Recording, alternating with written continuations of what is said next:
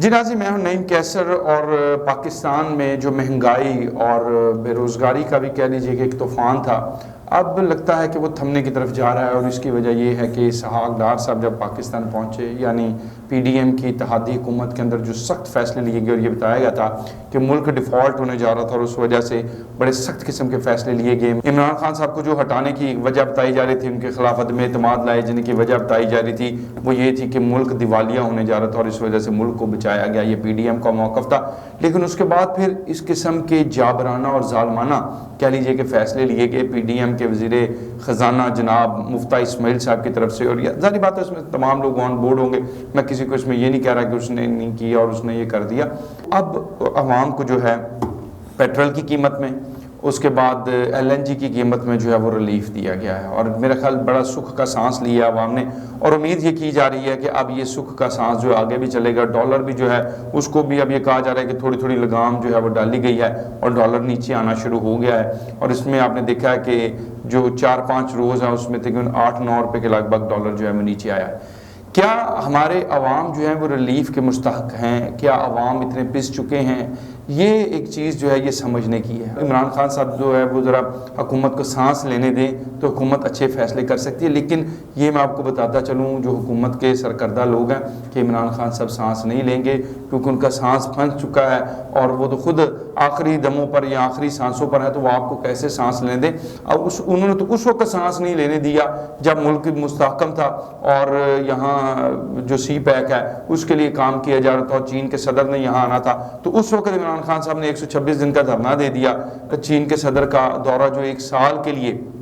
ملتوی ہوا، یعنی پاکستان کا جو خوشحالی کا سفر جس کو سی پیک سے جوڑا جا رہا تھا وہ 1 سال ڈیلے ہو گیا۔ تو اب آپ سوچتے ہیں کہ عمران خان صاحب یہ دیکھیں گے، کچھ ڈاکٹرز کی اگر آپ کو سمجھ ہے ڈاکٹری کی، تو ایک ڈاکٹر ہوتے ہیں علاج کرنے والے، اور ایک ڈاکٹر ہوتے ہیں جو چیر پھاڑ کرتے ہیں، پوسٹ مارٹم کرتے ہیں۔ اب پوسٹ مارٹم والا تو پوسٹ مارٹم کے چکر میں، وہ اس چکر میں ہے کہ مجھے یہ قوم پکڑاؤ تو اس کی چیر پھاڑ میں کر کے نکال لوں ان کا سارا گردہ پتا جو نکالنا ہے۔ اب جو دوسرے ڈاکٹر ہیں وہ اس چکر میں کہ نہیں، جو ہلکی ہلکی آکسیجن بڑھا دی جائے اور اس کو جو ہے وینٹیلیٹر سے واپس لایا جائے۔ وینٹیلیٹر سے واپس عمران خان صاحب نہیں لانے دینے لگے آپ کو، اس لیے آپ کو جو بھی ڈیسیژن لینے ہیں انہی حالات میں لینے ہیں، کبھی دھرنے کی کال کے اوپر، کبھی احتجاج کی کال کے ساتھ، اور کبھی خوف زدہ کر کے۔ جس دن آپ دیکھیے کہ ڈالر ذرا سا نیچے جاتا ہے، فواد چوہدری صاحب، شیخ رشید صاحب، اسد عمر صاحب اور 2 لوگ اور، ان کی مستقل ڈیوٹی یہ ہے کہ اس قسم کے سٹیٹمنٹس دیے جائیں تاکہ اس دن پھر دوبارہ مارکیٹ میں اسٹیبلٹی ہو، بین الاقوامی سطح پر یہ پیغام جائے کہ جناب حکومت ہونی چلنے کی۔ اب شیخ رشید صاحب کو یاد آ رہا ہے 15 نومبر تک سارے فیصلے ہو جائیں گے، وہ بھائی 15 نومبر تک ہی ہونے ہیں۔ آپ کو شیخ صاحب ایک ہی فیصلے کی فکر ہے، وہ تقرری کا فیصلہ ہے، وہ ہو جائے گا، آپ فکر نہ کریں۔ آپ کو اب جو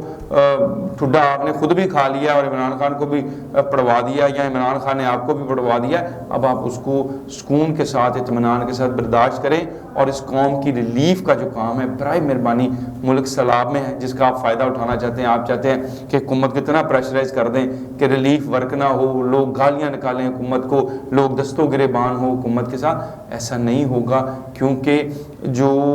لوگ ہیں اب ان کو بھی سمجھ لگ گئی ہے سائفر کیا ہے، اس کے منٹس بنا لیں، منٹس میں دکھا دوں وہ سائفر کہاں ہے، کس نے چوری کی ہے۔ اگر آپ میں اتنی جرت ہے، اور بلکہ اس سے تھوڑی زیادہ کہہ لیں کہ غیرت ہے، تو بتائیے کہ principal secretary to prime minister Azam Khan صاحب نے سائفر کی کاپی جو ہے وہ کہاں ہے، کس نے وہاں سے اس کو چرایا ہے، کیوں آج حکومت کو یہ سٹیپ لینا پڑا ہے کہ اس کو پر ایک اعلیٰ سطحی انکوائری کمیٹی بنائی جائے۔ یہ جو آڈیو لیکس آ رہی ہیں یہ کون کروا رہا ہے؟ آپ میں اتنی جرت ہے، بتائیے۔ آپ سابق وزیر اعظم رہے ہیں، وزیر داخلہ رہے ہیں شیخ رشید صاحب، آپ کی بھی اتنی ذمہ داری آج اگر رانا ثناء اللہ پہ یا دیگر لا انفورسمنٹ ایجنسیز پر یا قانون نافذ کرنے والے اداروں پر، انٹیلیجنس اداروں پر ذمہ داریاں ڈالی جا رہی ہیں، تو آپ کیا اس کے باس نہیں رہے؟ کیا آپ وزیر داخلہ نہیں رہے؟ تو کیا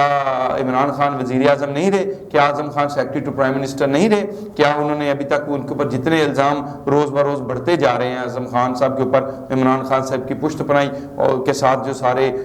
کام انہوں نے کیے ہیں، کیا ان کا ایک بھی جواب دیا آپ نے؟ کہیں سے بھی آپ نے کلینس لی، کلین چٹ لی؟ آپ روز نئے الزامات دوسروں پہ تھوپ دیتے ہیں، جھوٹ بول دیتے ہیں۔ اپنے اوپر لگنے والے الزامات اور جو آپ کے خلاف شواہد ہیں ان کا بھی جواب دیجئے، بتائیے قوم کو کہ یہ کیسے سارا کام ہوا ہے، کیسے یہ سائفر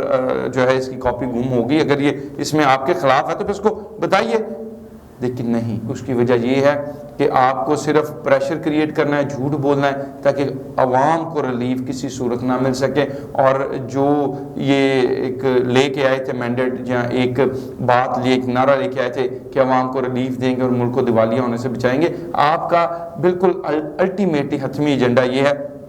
کہ ملک دیوالیہ ہو جائے، اور یہ جو ساری 3-4 مہینے کی حکومت ہے اس کے اوپر آپ کے 4 سال کا سارا ملبہ ڈال دیا جائے. وہ شیخ رشید صاحب کہتے ہیں نا، وہ ایک پتھر گرنے لگا تھا، عمران خان کو ہٹا لیا گیا. اب جنہوں نے عمران خان کو اس پتھر سے گرنے سے ہٹایا تھا نا، اب وہ اسی پتھر کے نیچے پھر عمران خان کو لا رہے ہیں. یہ آپ یاد رکھیے گا، اور وہ پتھر پھر اب عمران خان پہ ہی گرے گا، اور وہ پتھر اب نااہلی کی شکل میں اور یہ جیسے بھی دیگر جو چیزیں ہوں گی اس کی شکل میں اب یہ پتھر دوبارہ گرنے کے لیے تیار ہے. اور اس کے لیے اب آپ ذرا تیل شیل مل کے تیاری کر لیں، کیونکہ اب آپ کو یہ فیس کرنا ہی کر رہا ہے. اور اب اگر آپ یہ سمجھے کہ آپ کو ریلیف ملے گا اور آپ کو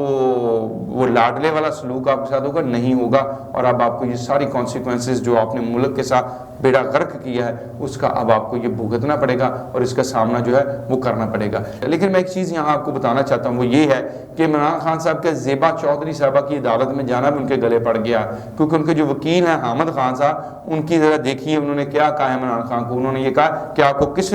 یہ لفظ یوز ہوا ہے، انہوں نے کہا کس گدھے نے آپ کو کہا ہے عمران خان صاحب کہ آپ زیبا چودھری کی عدالت میں چلے جائیں اور جا کے وہاں معافی کی ویڈیو ریکارڈ کروا دیں. میرا تو کیس ہی کچھ اور ہے اور میں تو وہاں کچھ اور لے کے جا رہا. اور یہاں انہوں نے کچھ ہارش ورڈز بھی